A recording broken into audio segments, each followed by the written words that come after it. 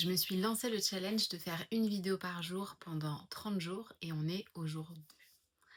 La spécificité de ce challenge, vous allez le voir directement, c'est que je fasse des vidéos où j'ai pas du tout de montage à faire. J'ai pas du tout de montage à faire. L'idée c'est que la vidéo soit pas du tout scriptée, soit pas du tout réfléchie avant. Forcément, je vais venir avec une idée, un sujet sur lequel, j'ai envie de parler, mais j'ai pas envie de scripter la vidéo. Je vais vous expliquer, pourquoi ensuite. Mais donc voilà, c'est les 2 conditions du challenge, c'est enfin les 3 du coup, c'est de poster une vidéo par jour, c'est de ne pas faire d'édition, de cut après le tournage. Donc je vous filme la vidéo et je vous la poste telle quelle. Et la troisième chose, c'est que je ne prépare pas la vidéo.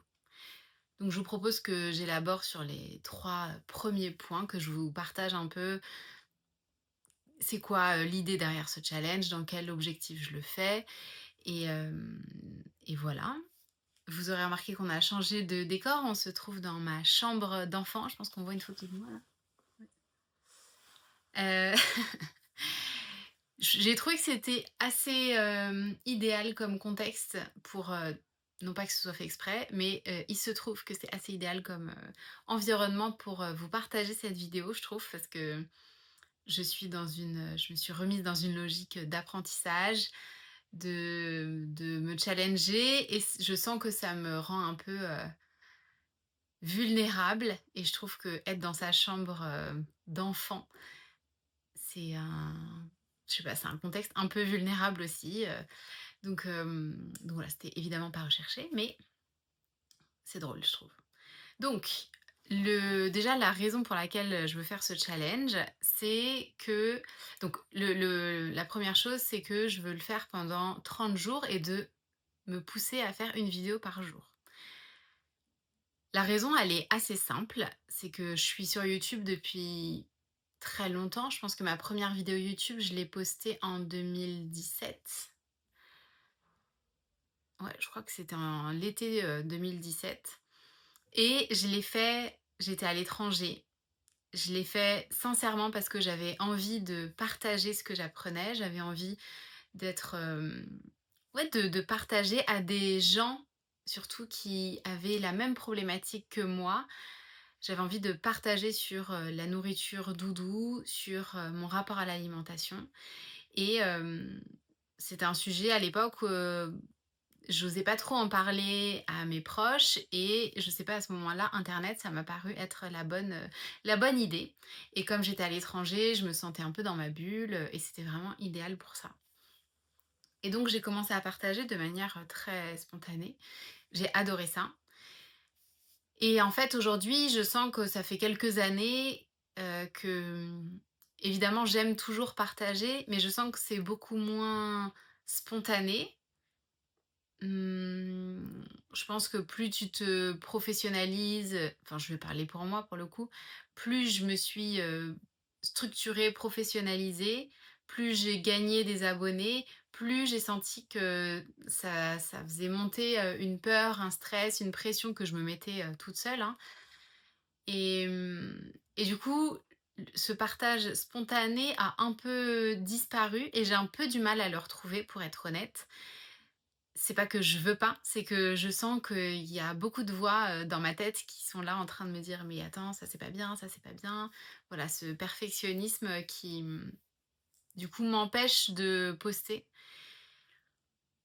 et je vous avoue que ça m'embête pas mal parce que c'est quelque chose que j'aime beaucoup faire, que j'ai beaucoup aimé faire, que j'aime toujours faire, mais si vous saviez le nombre de brouillons que j'ai qui ne sont pas postés, que ce soit sur YouTube ou sur Instagram, de vidéos que j'ai tournées, que j'ai pas montées, enfin et en fait, je me dis: «C'est trop dommage» parce que tous les jours, il y a plein de sujets dont j'aimerais parler.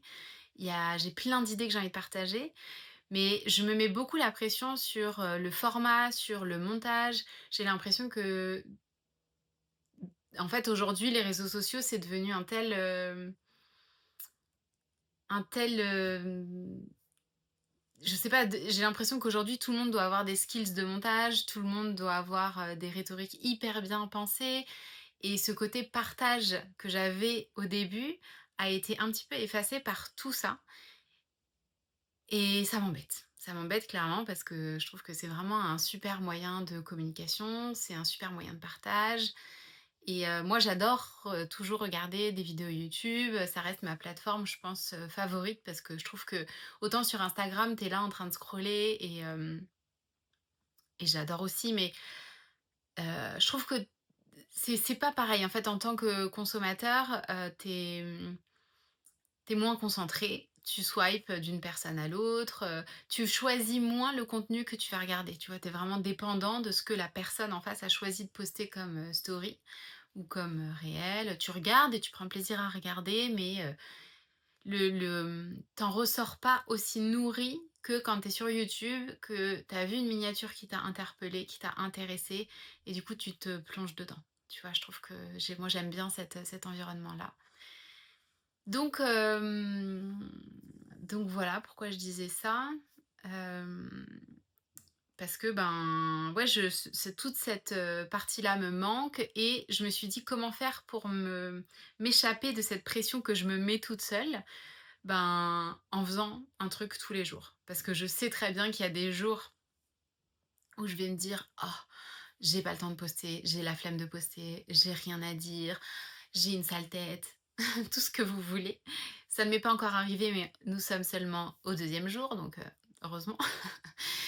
Hem Et je me suis dit: «Ah, dans ces moments-là, je sais qu'il va falloir que je compte sur moi, mon envie de partager, sur, mon envie de partager tout simplement et j'ai envie de la mettre au premier plan». Donc, c'est vraiment, la raison principale pour laquelle j'ai voulu faire ce challenge. Me recentrer sur mon envie de partager, la faire grandir, la mettre au premier plan et mettre toutes ces voix de perfectionnistes sur le côté et de leur dire: «Attends, c'est pas votre tour les gars maintenant». Donc voilà, ça c'était pour, la première chose, donc je vais poster tous les jours pendant 30 jours. Évidemment, j'ai plein de peurs qui m'arrivent, hein, hier, c'était très dur pour moi, pour être honnête, de poster une vidéo, sans cut. Surtout que sur le moment, je m'étais dit: «J'ai raté, je vais retourner». Mais après je me suis dit: «Non mais Eliane, ce n'était pas ça le but du jeu». Donc c'était assez difficile, j'avoue, de me lancer, mais en même temps, si je le fais pas, bah, ça sert à rien et je le ferai jamais et je regretterai de pas l'avoir fait. Donc, la deuxième contrainte que je me suis imposée, c'est de ne pas faire de montage. De ne pas faire de montage. Parce que, ben, je trouve que dès que tu rentres dans dès que tu sais qu'il y a un montage qui va pouvoir être fait, et ben, ta spontanéité, elle s'en va, un peu forcément. C'est-à-dire que, elle s'en va en même temps que ton perfectionnisme, il arrive, il se dit: «Oh là, j'ai un boulevard devant moi. En fait, je peux cutter tous les «e», toutes les idées un peu mal formulées, les moments où tu as hésité, les moments où tu as pas été clair, je peux cutter tout ça». Sauf que quand tu le prends à l'extrême, ben, en fait, tu plus l'essence humaine de la personne et moi, d'un point de vue, créateur, créatrice, quand je regardais la vidéo, forcément, j'avais envie de tout couper parce que c'est mon perfectionnisme qui parlait. Mais moi, en tant que consommatrice de YouTube, moi, les vidéos que je préfère, c'est des vidéos où tu vois des vraies personnes parler, qui partagent et tu vois que c'est sincèrement ce qu'ils ont envie de dire, même si ce qu'ils disent n'est pas parfait, tu as capté l'idée et surtout, limite, tu connectes davantage avec la personne. Donc ça, c'est la première raison pour laquelle j'ai voulu, me mettre cette contrainte de sans montage et la deuxième raison pour laquelle j'ai voulu faire ça, c'est que j'ai aussi envie de m'améliorer et le fait de savoir que je peux cutter au montage, ben, ça ajoute un peu enfin ça me comment dire? Je le fais un peu par facilité, tu vois? Je sais que je peux reformuler, je sais que je peux réfléchir mon idée, mettre pause et redire l'idée et en soi, c'est pas très grave, mais ça m'embête parce que je sais que parler à l'oral, parler devant des gens, même si là je suis, toute seule devant ma caméra, il y a quand même je sais que je vais, diffuser cette vidéo auprès de plus que juste ma meilleure pote et donc j'ai envie de savoir mieux m'exprimer, j'ai envie de travailler dessus et donc pour travailler sur quelque chose, inévitablement, il va falloir pratiquer. Donc voilà, c'est ma pratique et j'espère bien qu'au bout des 30 jours, j'aurai déjà, évolué, par rapport à ma première vidéo. J'ai l'intention du coup de mettre en place quelques exercices en parallèle et d'utiliser ces vidéos pour mettre en place ces exercices. Pour améliorer, ma manière de parler, à l'oral. Vraiment, ça a jamais été mon fort, mais je j'ai pas envie de m'enfermer dans ce personnage-là parce que, je pense que ça n'a jamais été mon fort parce que j'ai toujours été quelqu'un de très timide et donc, j'ai finalement jamais eu l'occasion de travailler sur sur ma capacité à être, je cherche un mot mais j'arrive pas à le trouver. À être, vous m'aiderez, vous me direz dans les commentaires les mots que j'ai cherchés, que je n'ai pas trouvés. Mais voilà, cet art oratoire, j'ai envie vraiment de travailler dessus. Je trouve que c'est beau des personnes qui savent bien s'exprimer, qui réussissent à trouver les bons mots, qui savent gérer les moments de blanc, les moments où ils bug. Voilà, être capable de rebondir, que les choses soient fluides, que ça sonne bien. Voilà, j'ai envie de travailler sur tout ça, donc je suis contente de me lancer ce défi-là. Donc ça, c'était la deuxième raison, et la troisième raison, c'est de ne pas réfléchir avant au sujet. Alors, comme je disais au début, l'idée, c'est d'arriver quand même avec un sujet. Je vais pas allumer ma caméra en mode: «Bon, bah, qu'est-ce que j'ai envie de dire?» Quoique ça se trouve, c'est ce qui va se passer à un moment donné. Mais, en tout cas, l'idée que je me suis dit, c'est j'ai pas envie de scripter ma vidéo, j'ai pas envie de, dire exactement tout ce que je vais dire. Parce que en général, ce qui se passe quand je fais des vidéos YouTube, je sais quelle est mon idée principale, quel est l'angle de ma vidéo et après j'essaye de me donner les 3 points principaux. Mais en fait, très vite quand je prépare ma vidéo, ben, je vais noter, toutes mes idées, «Ah bah tiens, à ce moment-là, je vais dire ça, à ce moment-là, je vais dire ça». Et en soi, c'est bien, mais j'ai vraiment envie de tester ma capacité à me faire confiance parce que très généralement, les choses que j'ai envie de partager, c'est des idées que j'ai depuis longtemps, qui, qui sont importantes pour moi, que j'ai déjà réfléchi et encore, parce que en fait, ce dont je vais vous partager, ça va être essentiellement des choses qui sont liées à mon travail, donc c'est des choses que je connais mais par cœur, et je sens que ben, j'ai tendance parfois à pas me faire confiance, enfin, à pas compter sur ma confiance quand je parle et à compter sur mes notes. Alors que, je trouve que ça n'a pas trop de sens parce que mes notes, je les ai faites, je sais pas, la veille. Aujourd'hui, j'ai envie de dire un truc différent. J'ai envie de me donner cette liberté de dire quelque chose qui m'inspire à un moment T, un exemple qui me vient en tête, heu, au moment T, et j'ai envie de me laisser plus, la place, en fait, de m'exprimer. Et je pense que ça rejoint aussi ma volonté de m'améliorer dans ma manière de parler, dans ma capacité à transmettre des informations de manière, plus captivante que ce que je peux faire naturellement. Voilà, je pense que j'ai tout dit. Ouais, je pense que j'ai tout dit. Hem, je suis franchement très excitée de me lancer ce challenge. Je vous avoue que je me sens assez, vulnérable aussi de faire ça et en même temps, ça me nourrit d'autant plus. Je pense qu'il y a ma mère. Attendez 2 secondes.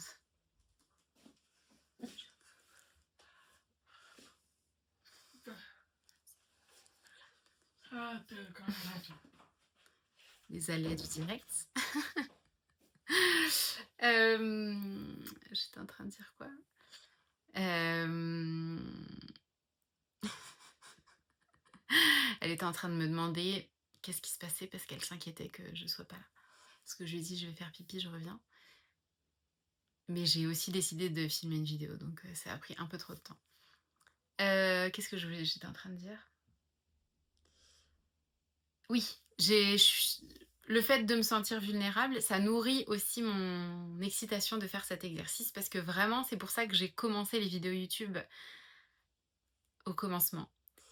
Et j'ai envie de, voilà, retrouver cette spontanéité, ce naturel et pour moi, le naturel ne peut pas exister sans un minimum de vulnérabilité et je pense que d'autant plus, à l pendant l'ère actuelle, on a, besoin de retrouver, des vraies discussions, honnêtes, qui sont pas coupées, qui sont pas, lissées, qui sont pas, polies et personnellement, moi, je commençais à arriver un peu à saturation, autant dans les contenus que je produis, qui sont du coup très polis, polis dans le sens, polir quelque chose, hein.